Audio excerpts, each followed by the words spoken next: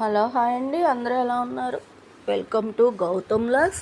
ఇంకా Monday vlog అండి. ఇది మండే విశాఖడేరు అయితే వెళ్ళాము. వాళ్ళ ఇంట్లో, మా ఆడబొడుచు వాళ్ళ ఇంట్లో మా వియ్యంకుడు తండ్రి గారిది ఆర్థికం ఉంది, రమ్మని పిలిస్తే వెళ్ళాను. ఆర్థికం అయితే పంతులు గారు 8 గంటలకే వచ్చి పెట్టేసి వెళ్ళిపోయారు. ఆడబొడుచు ముగ్గులు చూసారా ఎంత అందంగా ఉన్నాయో. ఆవిడ ఎప్పుడు ఇలా పెద్ద పెద్ద ముగ్గులు చాలా అందంగా వేస్తారు. ముగ్గులు చూస్తుంటే బాగా నిండుగా ఆనందంగా ఉంటాయి. తులసికోట దగ్గర కూడా చూసారా, వంటలు అయితే ఇవన్నీ వండారండి. పులిహోర, రైసు, సేమియా పాయసం, ఇంకా బంగాళదుంప కూర, పప్పుకు సాయం, ఇది పెరుగు, పప్పుకు సాయం గుమ్మడికాయ పులుసు కూడా వండారండి. గుమ్మడికాయ పులుసు ఆ చివరి ఉంది. పెద్ద పెద్ద ముక్కలతో గుమ్మడికాయ పులుసు భలే బాగుంటుందండి. ఇంకా తద్దినం పెళ్ళిళ్ళప్పుడు ఈ పులిహోర, గుమ్మడికాయ పులుసు కామన్గా వండుతూనే ఉంటారు కదా. ఇంకా గారెలు, బూరెలు, మామిడికాయ ముక్కలు భోజనం అయిన చేసిన తర్వాత ఇంకా ఆర్థికమైతే అలా జరిగింది. ఆ తర్వాత అయితే అమ్మ సోమేశ్వర స్వామి గుడికి వెళ్దాము, దర్శనం చేసుకుంటాను అంటే సోమేశ్వర స్వామి గుడికి తీసుకెళ్ళాము. ఇది సోమేశ్వరాలయం. ఉట్టప్పుడు పండగలప్పుడు ఈ శివరాత్రికి అయ్యి స్వామివారి దర్శనం కష్టంగానే జరుగుతుంది, చూసినట్టు ఉండదు.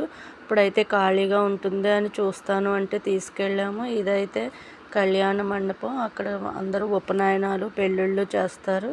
స్వామివారి దర్శనం అయితే చాలా బాగా అయింది. కానీ లోపల స్వామివారిని ఫోటో తీయనివ్వరు కదా.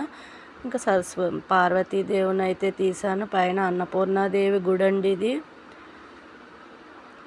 అన్నపూర్ణాదేవి అమ్మ భిక్షాందేహి అంటూ ఒక దండం పెట్టుకున్నాము. ధ్వజస్తంభం చూసారా, పై 2 అంతస్తులకి కలిపి ఒకటే పెద్ద ధ్వజస్తంభము. ఇది సూర్య దేవాలయం. ఆరోగ్యం అందరికీ ఉండాలని, ఆయురారోగ్యాలు ఉండాలని కోరుకున్నాను.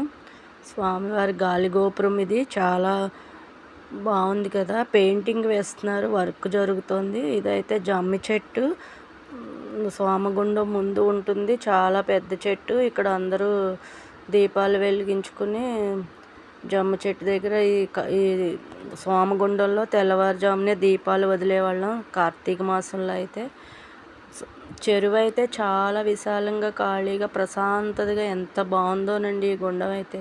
ఇందులో 101 శివలింగాలు ఉంటాయి, చెనకాశితో సమానము అని చెప్తూ ఉంటారు. చల్లగాలికి భక్తుడు చూడండి మైమర్చి నిద్రపోతున్నాడు. ఇంకా అలా కొలను చూసాక పక్కనే గ్రామదేవత అయిన ఆదిలక్ష్మి అమ్మవారు ఉంటారు, అక్కడ కూడా దర్శనం చేసుకుందామని వెళ్ళాము. ఈ రావి చెట్టు చూడండి ఎన్నో సంవత్సరాల నుండి ఉంటుంది, పెద్ద రావి చెట్టు ఇది. ఇంకా దాని పక్కనే వేప చెట్టు కూడా మరి 2 ఇంతలు విస్తరించేసింది, చాలా పెద్ద వేప చెట్టు.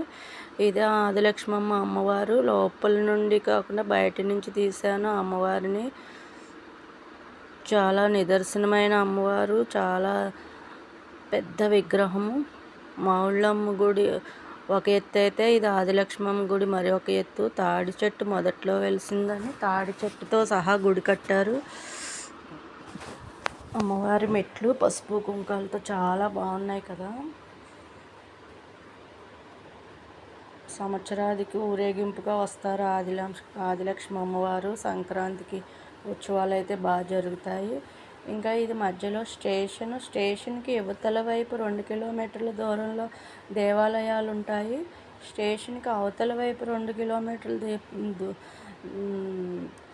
డిస్టెన్స్లో మా ఇల్లు ఉంటాయి. నరసయ్యగ్రహారం అంటారు అటు సైడ్ అంతా. ఇదేమో గుడులున్న ప్రాంతం అంతా గునుపూడి అంటారు, భీమవరం గునుపూడి టు. ట్రైన్ ఇప్పుడే వచ్చింది, అందరూ పరిగెట్టుకుని ఎక్కుతున్నారు. ఓకే, వాళ్ళకి ఇదేనండి. షేర్ చేయండి, కామెంట్ చేయండి, లైక్ చేయండి. బాయ్.